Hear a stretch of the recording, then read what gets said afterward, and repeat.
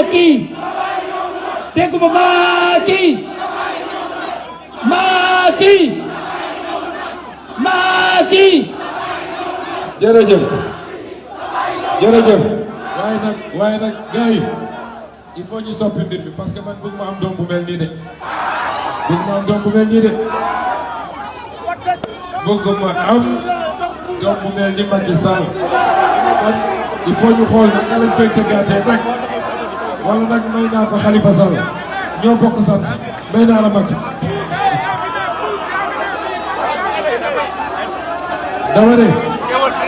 ñun dañ leen wax ni li may wax nii wax nañ ko fenn ak feneen waaye dañ koy féddali mu gën a dëgër parce que ñun dañoo am yërmande ci askanu Sénégal dañoo am yërmande ci yéen wallahi askanu Sénégal mérité na leneen lu dul lii askan wu jàmbaare la